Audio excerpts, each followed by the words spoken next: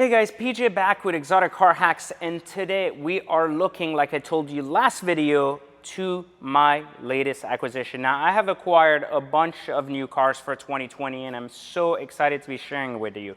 Every one of them is, once again, what I call a non-peasant spec car, meaning every option, everything to perfection, and I have upped the game this year 100% on all my cars, and you're going to see some really interesting cars in my garage, especially like this 720S behind me.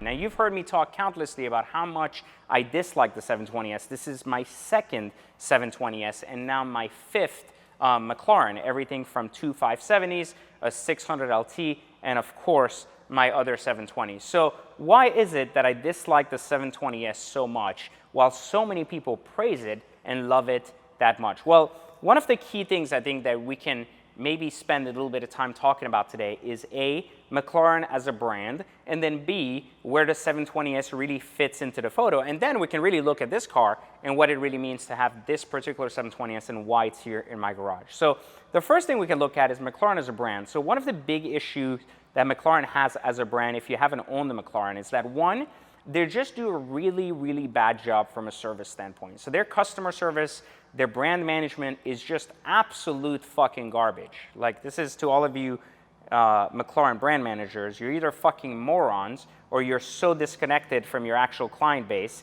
that the only time you're actually an angel is when you're selling us a car, not so much when it's actually time to repair the shit boxes you sell us or to help us get rid of them, right? And this is something that McLaren does really, really poorly. They just disconnect, they don't know how to sell cars, and just a lot of the dealerships are based off of Jaguar, Land Rover, and just places that where you could really say that while you have the ability to service your car, you have service techs and people that just have no idea what the fuck they're doing. Now, on the other hand, you have good service, actual technicians that know how to fix the cars, but you just don't have that good customer experience you'll get unless you bought a car from that dealership, 10 of them, and so on and so forth, and it's just pointless and stupid. Something that I can say the exact opposite for Lamborghini, but I also complain about a lot when it comes to Ferrari. So McLaren, a lot of work to do there as a brand. Now let's talk about how much they're killing their own brand by releasing a new fucking car every 10 days. So every year, McLaren decides to release like multiple exclusive supercar, awesome production models, and then they just keep upping themselves one and one and one and one. So what ends up happening is they kill the market with too much inventory, and they kill the market with too many models.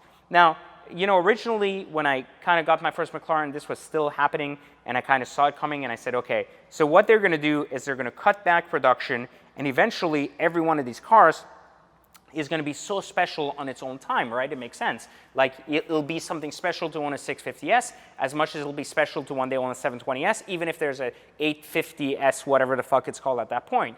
But the reality is that it's not, and the production numbers just don't add up to any kind of scenario other than fucking the market, but just producing too much garbage, and then just upping the market again by creating a spider and lowering the rest of the market by another like 200 grand again and fucking everybody that bought the first car to begin with. So it's just a really bad business model. I mean, they're doing this now to the P1 owners with the shitbox Senna, which is like the ugliest fucking supercar ever built. Even though I don't care, it's a track weapon, 90% of people buying it are leaving that shit at home as a decoration item, and it looks like horse shit, you know?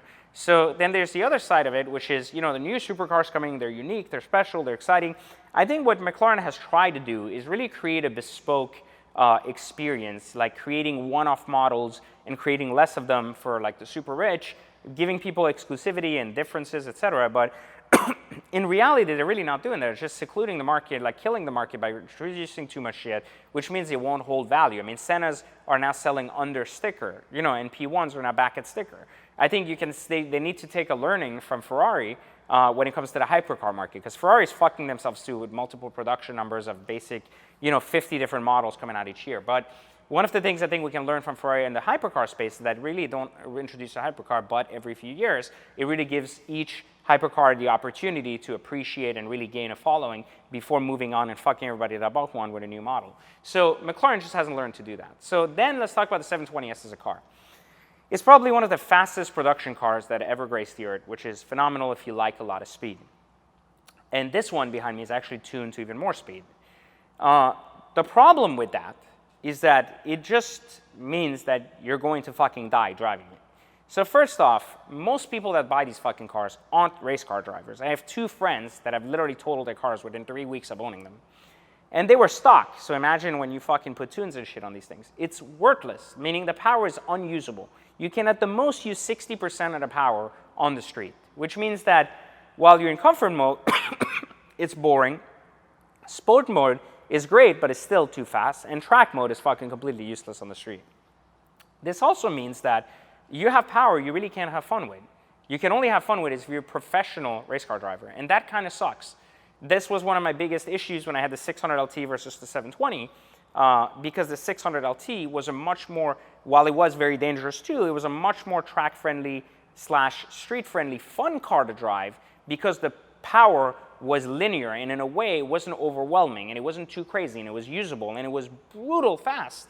And so this thing's even faster and it's unusable. So, you know, for that reason, I was never a 720S fan.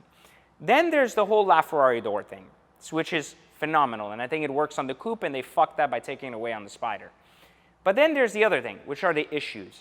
There's just a series of issues with these cars that McLaren, just as a brand, fails to fix. Everything from the windshields, you know, being thin and cracking, same on the 600 LT, to the back glass on these shattering, to the fact that they had to add shitty mesh in the corner there to prevent like rocks from hitting the doors. I mean, that's common fucking sense. You don't release a $500,000 car and say, hey, shit, we forgot to put mesh. We never thought this out because people are going to drive this on the street. I mean, duh, right? It doesn't make sense. So for that reason, once again, I give the manufacturer a fucking huge 0 for their understanding of how to like actually handle what they bring into market.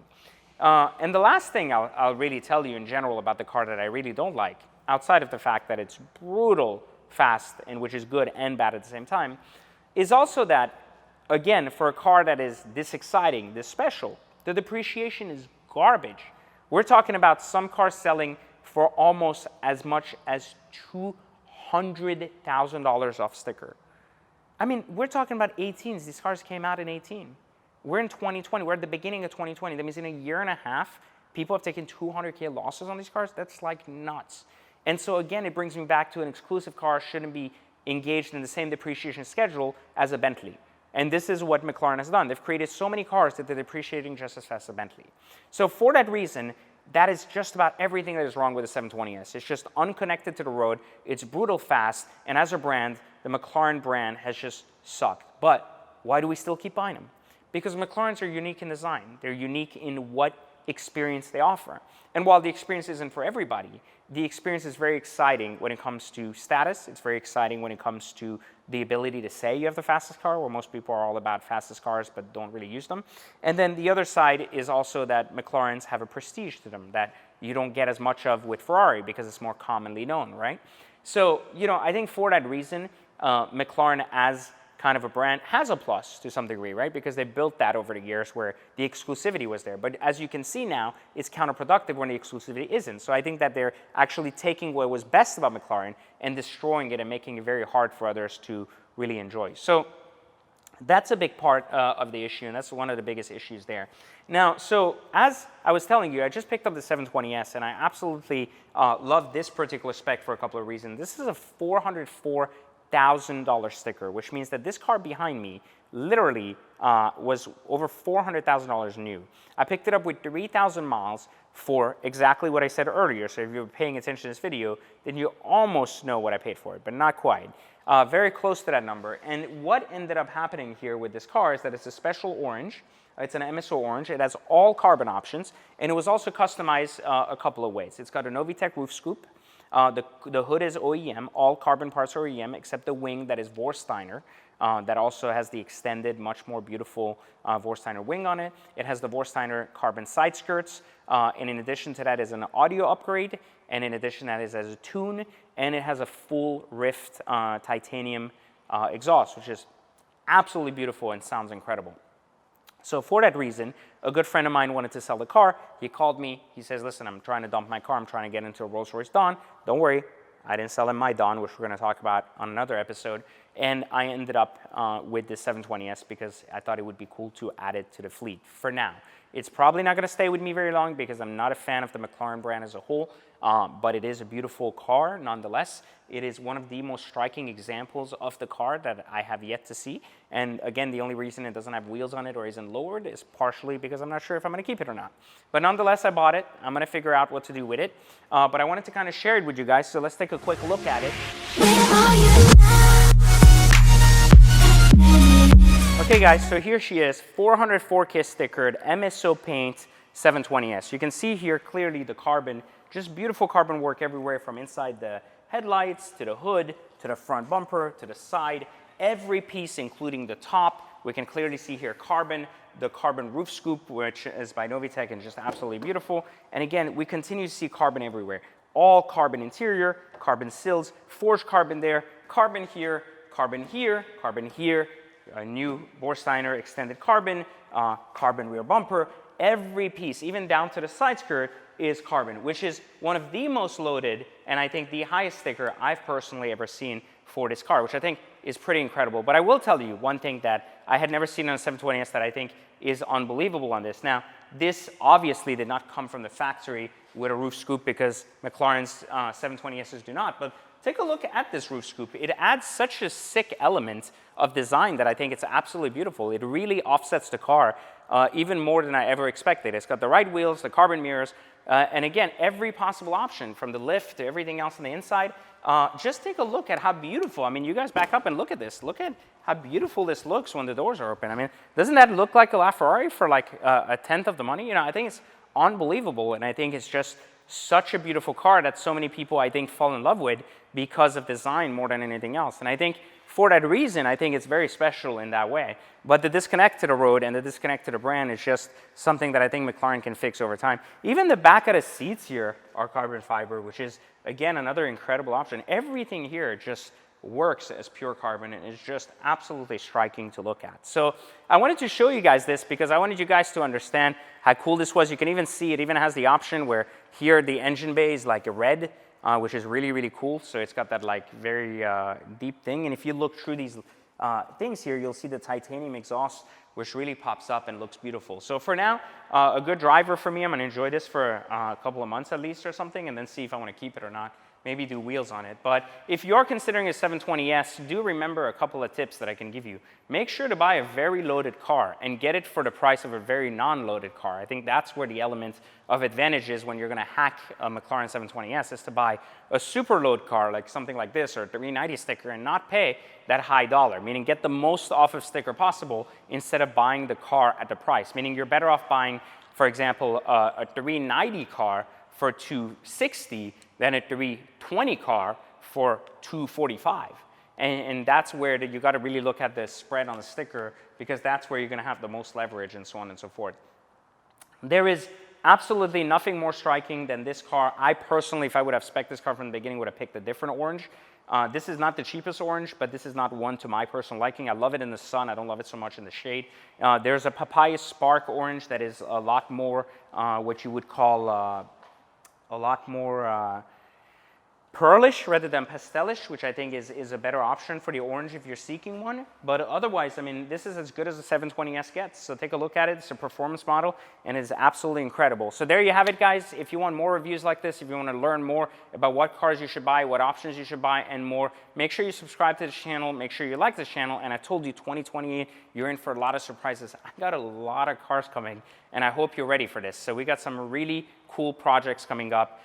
And as you can see in the new Exotic Car Hacks warehouse, we have space for a lot of cars. And we even have special cars hiding back there that I don't want to talk about just yet that we're going to be hacking together. So stay tuned on this channel. Make sure you like, subscribe. Leave me your comments. Should I get rid of the 720S or keep it? You know the rest of my car collection for those of you that follow me on my journey. So let me know if you think this fits in, or should I get rid of it overnight and get something else instead? Because there's a lot of cars that, you know, $250,000 can buy you. And I think this is one of the best ones for that dollar. Definitely not 400 grand.